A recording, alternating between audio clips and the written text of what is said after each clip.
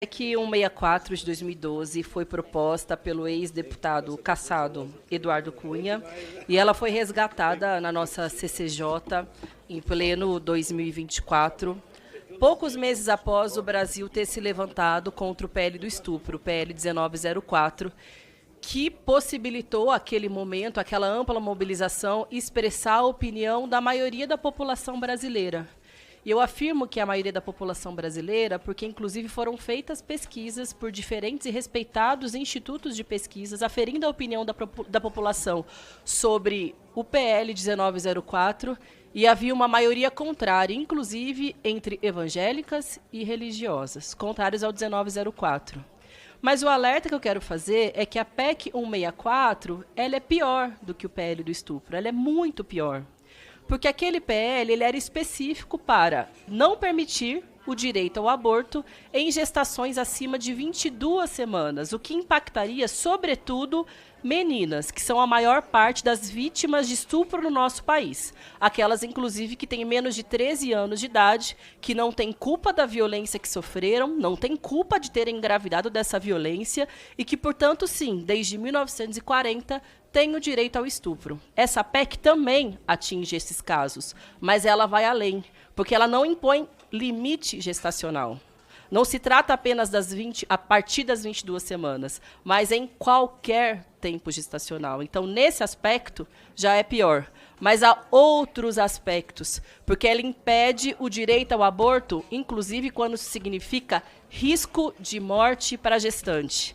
E aqui eu quero deixar bem claro, essas mulheres escolheram ser mães. Muitas planejaram, sonham em ser mães. E também não é culpa delas que o desenvolvimento da gestação significou o desenvolvimento de doenças que possam colocar a sua própria vida em risco.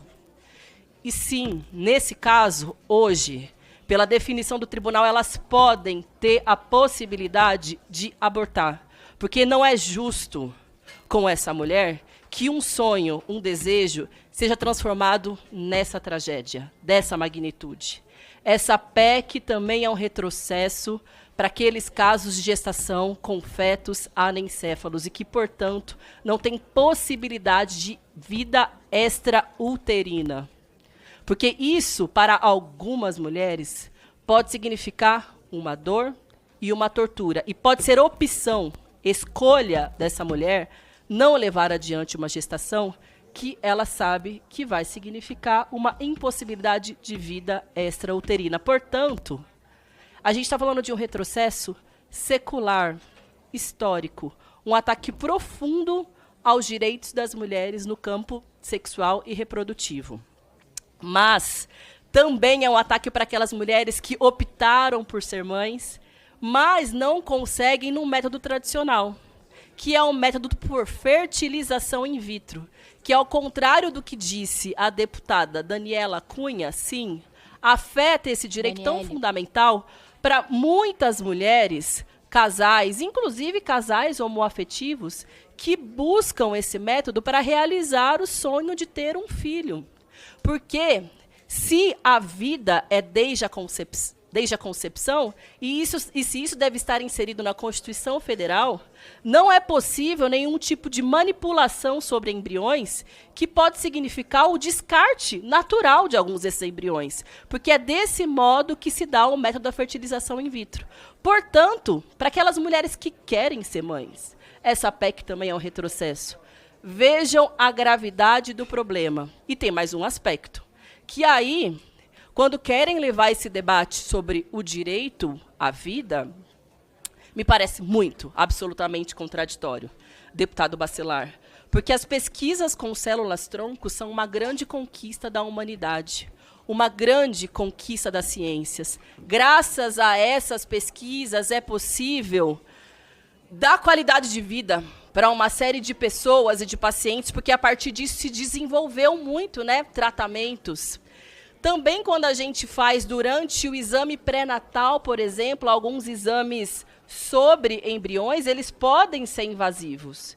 E isso também é algo muito importante para que possa salvar a vida da gestante, mas também do seu filho.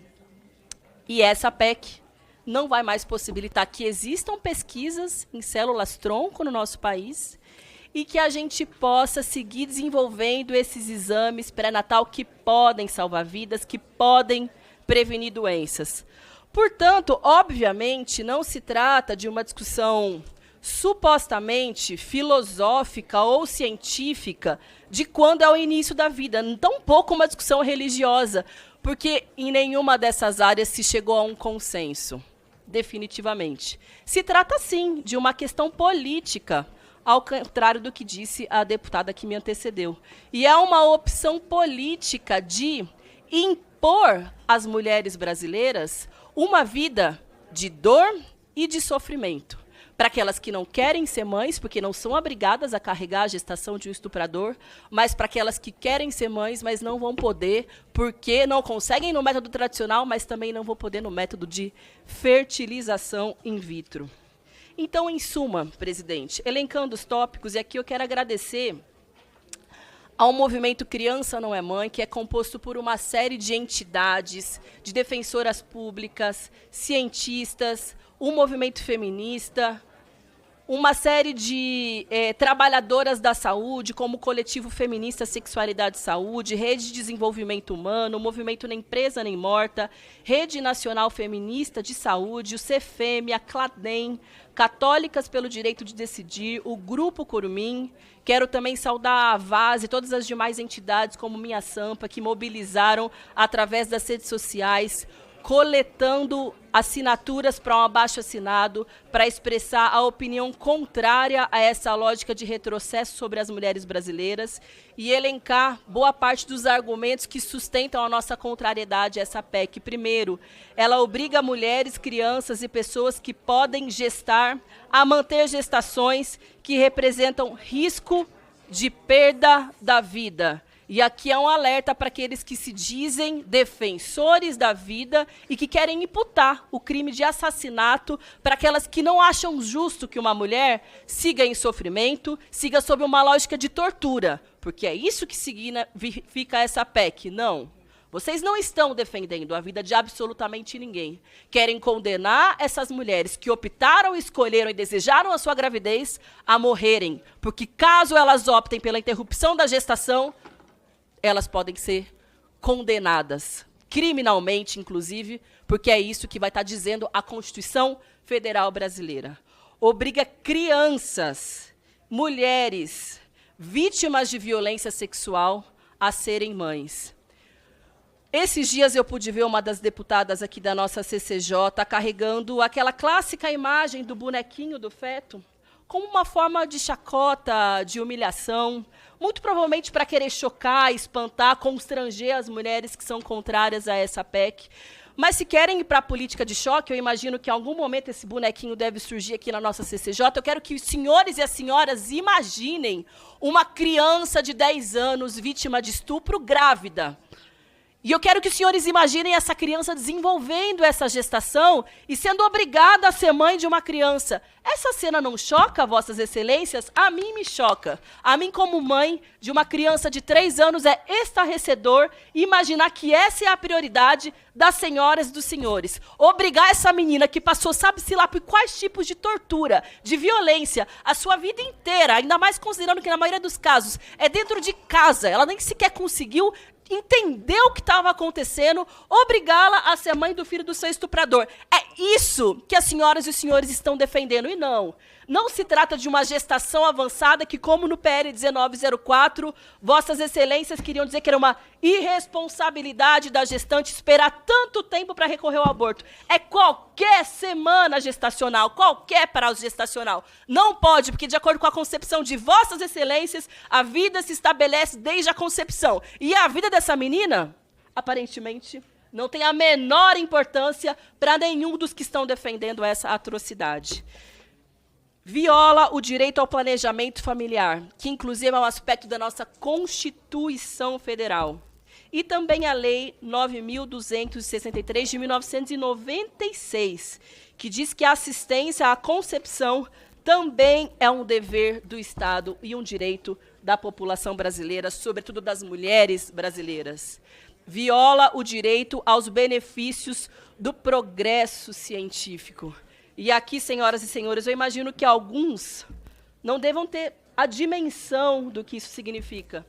Imaginem as pesquisas em células-tronco serem descontinuadas, paralisadas em função de uma lógica que é fundamentalista, misógina e distorcida do que deve ser a forma como as mulheres lidam com o seu próprio corpo, com o planejamento reprodutivo e com o direito ao planejamento familiar, que é algo previsto na Constituição Federal. São uma série de patologias que podem ser afetadas, aliás, de pesquisas sobre patologias que podem ser afetadas por causa dessa visão de mundo absolutamente distorcida e fundamentalista. Por exemplo, atrofias espinhais progressivas, distrofias musculares, esclerose múltipla, neuropatias, doenças do neurônio motor ou diabetes mellitus. Há uma série de pesquisas nos nossos institutos brasileiros desenvolvidas nessas áreas, que, graças a essa visão distorcida e fundamentalista, vão ser descontinuadas. Olha o grau de violência contra o conjunto da população brasileira, contra a população que merece ver os nossos esforços para que tenham a qualidade de vida melhorada, mas vão ser atacados por causa de uma PEC de ninguém mais, ninguém menos do que o senhor Eduardo Cunha.